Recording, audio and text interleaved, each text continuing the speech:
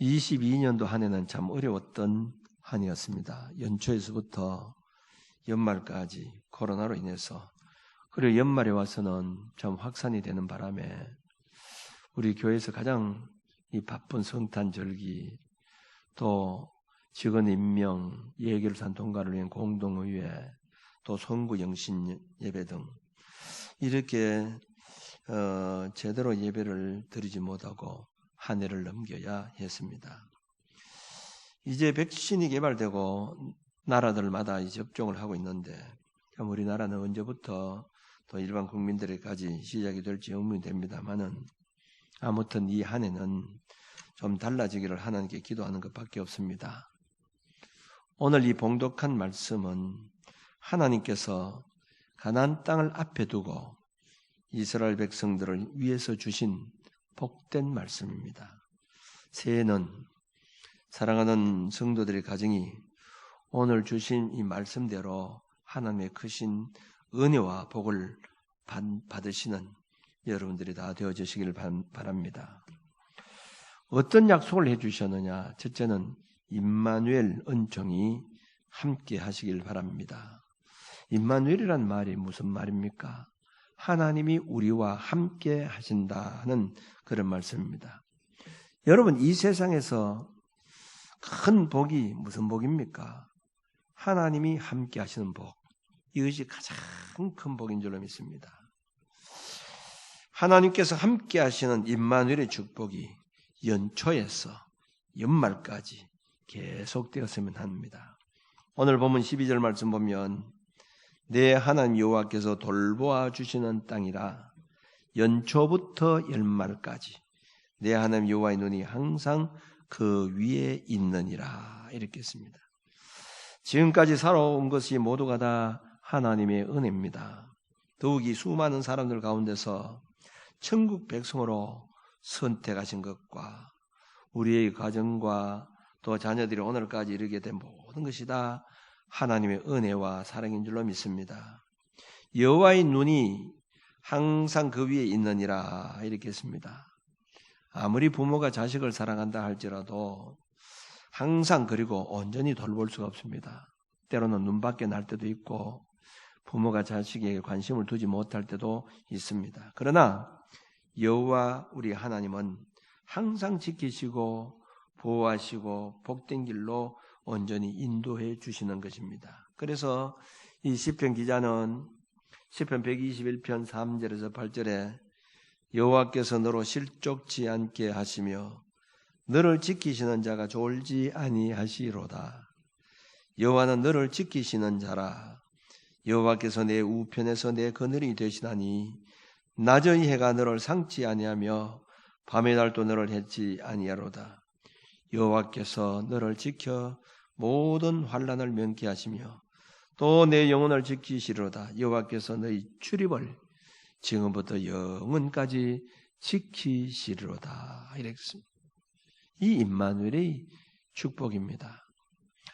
모세가 미디안 광야에서 양을 치다가 불꽃 가운데서 부르시는 하나님의 음성을 듣게 됩니다. 내가 너를 애굽에 있는 이스라엘 백성들을 가나안 땅으로 출애굽하는 지도자로 삼겠다, 이렇게 했습니다. 그런데 이 모세의 생각으로는 도저히 자기 자신이 그런 지도자가 될 만한 자격이 없다는 사실을 알게 됩니다. 그래서 나는 할 수가 없습니다. 나는 말도 둔합니다. 내가 어떻게 그 이스라엘 백성들을 인도해낼 수가 있겠습니까? 이렇게 몇 번이나 거절했음에도 불구하고 마지막 모세가 하나님 뜻에 순종하게 된 이유가 무엇 때문입니까? 내가 너와 함께 하겠다는 겁니다. 동행하겠다는 겁니다. 그래서 40년 동안 불기둥과 구름 기둥으로 하나님께서 계속 인도해 주셨습니다. 그러므로 그는 가나안 땅까지 이스라엘 백성들을 이끌어가는 지도자가 되었습니다. 그리고 모세가 죽은 후에 여호수아가 모세의 뒤를 이어서 지도자가 되었을 때도 하나님께서 여호수아에게 주신 말씀이 무엇입니까? 내가 모세와 함께 있던 것 같이 너와 함께 있을 것이다. 임마누엘입니다. 그럴 때 이 여호수아가 이스라엘 백성들을 데리고 가나안 땅까지 들어갈 수가 있었던 것입니다. 21년도 하나님이 함께 하시는 이 같은 놀라운 은총이 연초부터 연말까지 항상 함께 하시기를 주님의 이름으로 축원합니다. 두 번째는 후손의 복입니다. 여러분도 그렇지만은 여러분들의 자녀들이 한 해 잘 때는 이 은혜가 있기를 바랍니다. 내가 아무리 복을 받아도 내 자식들이 또 어려우면 그건 복이라고 할 수가 없습니다. 오늘 보면 9절에 보면 여호와께서 너희의 조상들에게 맹세하여 그들과 그들의 후손에게 주려고 하신 땅 곧 젖과 꿀이 흐르는 땅에서 너희 날이 장구하리라. 그들의 후손에게 주리라고 이렇게 했습니다. 동서고금을 막론하고 자녀가 많은 것을 우리는 복이라고 합니다. 그런데 아무리 자녀가 많다 할지라도 그저 부모에게 속 썩이고 이웃에게 해를 끼치고 있는 그런 자녀라고 하면 그건 복이라고 그냥 그건 화가 될 수가 있는 것입니다. 그러므로 아무리 많아도 자식이 잘 돼야 된다는 거지. 아들이 하나든 딸이 하나든 10아들 10딸 부럽지 아니한 자녀라고 하면 그건 또한 복입니다. 잠언 31장 28절에 보면 그 자녀들은 일어나서 살이하며 부모에게 감사한다는 겁니다. 하나님의 은혜를 알고 부모의 사랑과 길러주신 은혜를 감사하고 효성을 다하는 그런 자녀를 말하는 겁니다. 여러분, 내 자녀라고 해서 내 마음대로 되는 것이 아닙니다. 하나님이 길러주셔야 하고 하나님께서 복을 주셔야 됩니다. 내 생각대로 안 된다는 것이죠. 여보 자녀를 보시길 바랍니다. 여보 10자녀들이 있었지만은 하루 아침에 10자녀가 다 죽고 말았습니다. 어림이 왔습니다. 그런데 결국 마지막에 가서 어떻게 됩니까? 하나님께서 10명의 자녀를 더 주셨는데 여보의 딸처럼 아리따운 자녀가 없었더라 이렇게 했습니다. 이게 뭐 욥이 무슨 능력이 있어서 그렇게 했습니까? 하나님께서 자녀들이 복을 주신 것입니다. 자녀들이 잘 되는 것이 정말 하나님이 주시는 복입니다. 어쩌면 복 가운데서 가장 귀한 복이라고 하면 내 자식들이 잘 되는 복입니다. 부모는 누구를 막론하고 자녀가 잘 되기를 바랍니다. 그래서 잘 먹이고 잘 입힙니다. 그저 인류학교에 보내기 위해서 가진 노력을 다합니다. 그래서 자녀가 잘 되기를 바라기 때문입니다. 자녀가 불행해지는 것은 부모의 불행이고 견딜 수 없는 그런 가슴 아픈 일입니다. 그러므로 자녀가 잘 된다고 하는 것이 부모에게 최상의 법이라는 겁니다. 자식이 병드는 것은 부모의 내가 병드는 것 같고 괴롭고 마음이 아픕니다. 왜 그럴까요? 그만큼 자식을 사랑하기 때문입니다. 다시 말하면 자식의 불행이 부모의 불행이고 자식의 행복이 부모의 행복이고 자식의 성공이 부모의 성공이 될 수 있는 것입니다. 시편 128편 3절에 보면 내 상에 돌린 자식은 어린 감람나무 같으로다. 이게 자식의 복을 말하는 겁니다. 이스라엘 사람들에게서 감람나무는 하나의 축복의 상징입니다. 보배로운 존재를 말하는 겁니다. 모두에게 풍요함을 안겨줍니다. 이처럼 이 복된 자는 부모에게 기쁨과 자랑이 되고 또 모든 사람에게 유익이 되는 것입니다.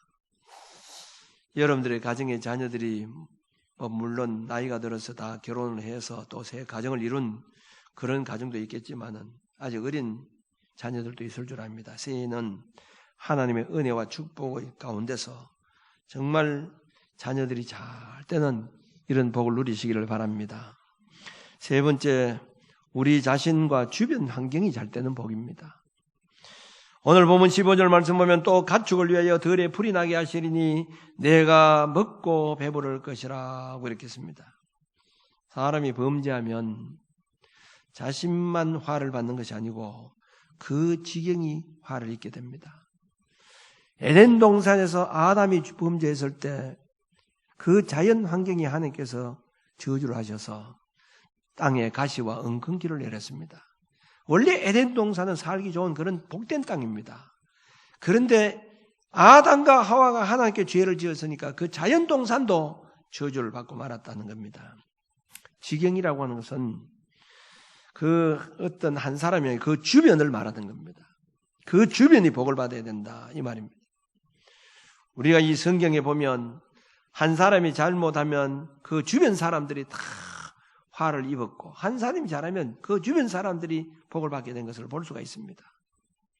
애굽 바로왕이 잘못하니까 어떻게 되었습니까? 애굽의 땅 전역에 있는 사람들이 고통을 받게 된 겁니다. 아왕과 이세벨 우상 숭배하고 하나님 잘못하니까 3년 6개월 동안 이스라엘 땅에 비가 내리지 않으니까 이스라엘 백성들이 고통을 받게 된 것입니다. 한 사람이 잘못 때문에 주변이 이렇게 저주받은 환경이 되고 말았다고 하는 것입니다. 그런데 한 사람이 잘함으로 인해서 여러 사람이 복을 받을 수가 있습니다. 창세기 39장 5절 말씀 보면 그가 요셉에게 자기의 집과 그의 모든 소유물을 주관하게 한 때부터 여호와께서 요셉을 위하여 그 애굽 사람의 집에 복을 내리심으로, 여호와께서 요셉을 위해서 그 애굽 사람의 집에 복을 내리심으로 여호와의 복이 그의 집과 밭에 있는 모든 소유에 미친지라. 이렇게 있습니다.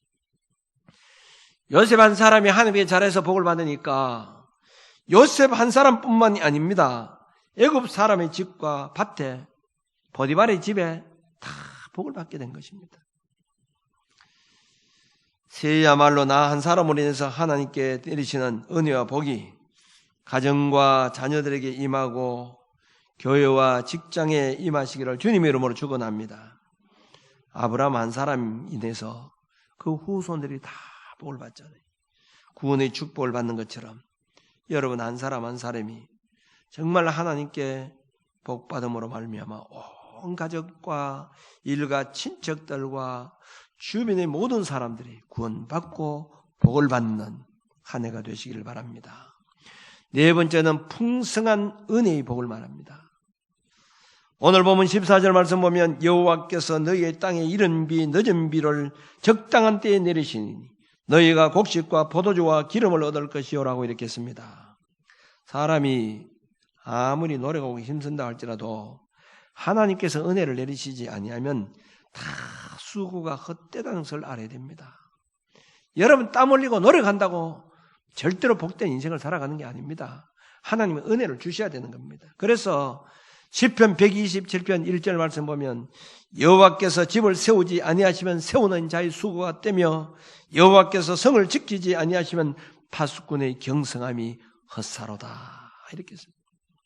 아무리 집을 세우려고 노력해도 하나님이 세워주셔야 되고 아무리 지키려고 노력해도 파수꾼이 껴있어도 헛사다는 겁니다. 하나님이 지켜주셔야 된다는 겁니다.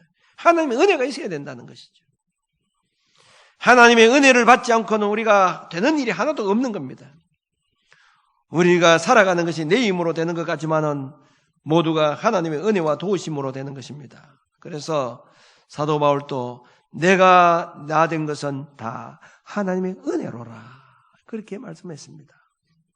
신명기 33장 28절에 보면 야곱의 셈은 곡식과 새 포도주의 땅에 있나니 곧 그의 하늘이 이슬을 내리는 곳에 이르렀다. 이렇게 했습니다. 사람은 하나님의 은혜를 늘 사모해야 합니다. 더욱이 성도는 하나님의 은혜를 받아야 됩니다. 그러므로 우리는 무엇보다도 하나님의 은혜를 소중히 여기고 사모해야 됩니다. 은혜는 헬몬산의 이슬과 같이 만물을 소생케 하며 새롭게 하여 풍족케 하는 것입니다.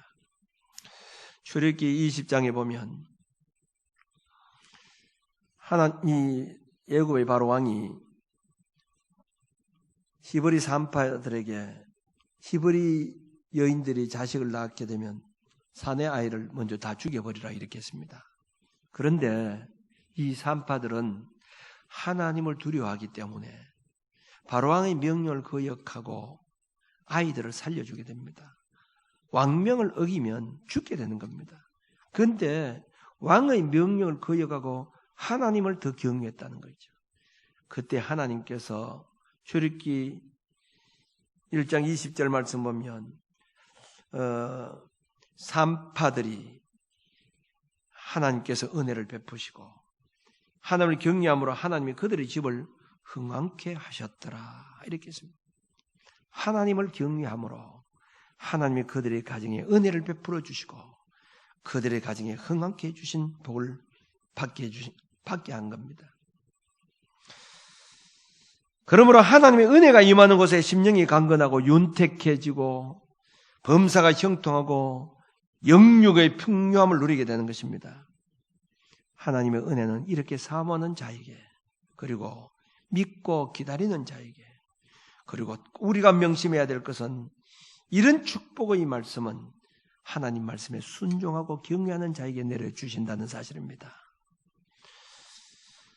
새해는 전보다 더욱 하나님 말씀에 순종해서 오늘 이 말씀을 통해서 약속하신 만 가지 은혜와 복을 다 받아 누리며 하나님께 영광 돌리는 풍성한 삶이 되시기를 주님의 이름으로 축원합니다. 마지막으로는 강성하리라고 하는 복입니다. 오늘 본문 8절 말씀 보면 그러므로 너희는 내가 오늘 너희에게 명하는 모든 명령을 지키라.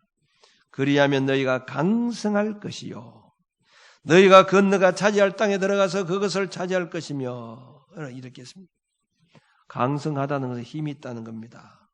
성도들은 어디 가든지 힘이 있어야 됩니다. 이 말씀은 가나안 땅에 들어가기 전에 이스라엘 백성들이 가나안 땅에 있는 7 족속을 몰아내야 되는데 너희가 강성해야 그들 몰아낸다는 겁니다. 약하면 안 된다는 겁니다.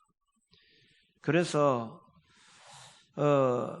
사무엘 하서 3장 1절을 말해보면 사울의 집과 다윗의 집 사이에 전쟁이 오래매 다윗은 점점 강하여 가고 사울의 집은 점점 약하여 가니라. 이렇게 다윗은 강성해졌다는 거예요. 사울은 점점 약해졌다는 겁니다. 이스라엘 백성들이 가나안 땅 정복할 때도 보세요. 분명히 강성해야 그 땅을 정복할 수 있다고 했는데 약하면 안 된다는 겁니다. 그런데 강성한 지파들은 분명히 점령을 하고 그리고 몰아냈습니다. 그런데 그들이 강성하지 못해서 약했을 때는 쫓아내지 못했다는 거죠. 쫓아내지 못함으로 인해서 그들이 가시와 올무가 된다 이렇게 했습니다. 사사기서 1장 17절 18절 말씀 보면 유다가 그의 형제 시므온과 함께 가서 서밧에 거주하는 가나안 족속을 쳐서 그것을 진멸하였으므로 그 성의 이름을 호르마라 하니라. 유다가 또 가사 및 그 지역과 아스골론 및 그 지역과 에고론 및 그 지역을 점령하였고, 유다는 강성했던 겁니다. 그는 점령했다는, 진멸했다는 겁니다. 이겼다는 겁니다. 몰아냈다는 거예요. 사사기서 1장 35절 말씀 보면 요셉의 가문이 힘이 강성하며 아모리 족속이 마침내는 노역을 하였으며, 요셉의 가문도 강성했다는 겁니다. 몰아냈다는 겁니다. 그런데 사사기 1장 30절에서 35절 말씀 보면 스불론은 기드론 주민과 나할 주민을 쫓아내지 못하였으므로 가나안 족속이 그들 중에 거주하면서 노역을 하였더라. 쫓아내지 못했다. 31절에 보면 아셀이 악고 주민과 시돈 주민과 알랍과 악십과 헬바와 아빕과 롭 주민을 쫓아내지 못했더라. 이렇게 33절 말씀 보면 납달리는 베스메스 주민과 베다낫 주민을 쫓아내지 못하고 그 땅의 주민 가나안 땅 족속 가운데 거주하였으나 베스메스와 베다낫 주민들이 그들에게 노역을 하였더라. 강성하지 못하면 쫓지 못한다는 겁니다. 강성한 족속은 쫓아냈다는 거예요. 우리 성도들은 어디 가든지 강성해지는 복을 받아야 됩니다. 어디 가든지 굽신거리는 그렇게 살지 말고 좀 당당하게 살아야 된다는 거지. 안 믿는 사람들 앞에서 안 믿는 식구들, 친척들 가운데도 좀 굽신거리지 말고 당당하게 살아가야 된다는 겁니다.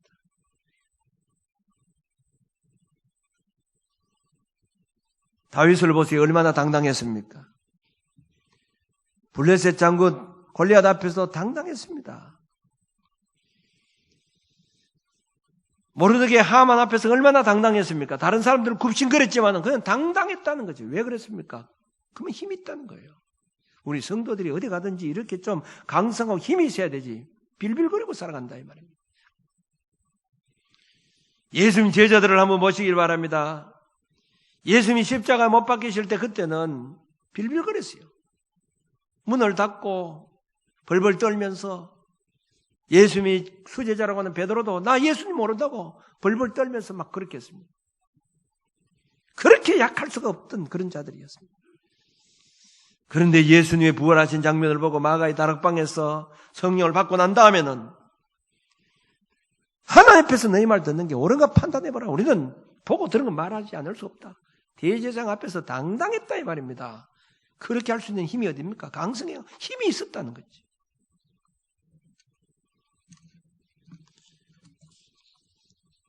우리 21년도에는 우리 성도들이 가정에서나 직장에서나 어디든지 벌벌 떠는 자들이 되지 말고 강성한 자들이 되시길 바랍니다.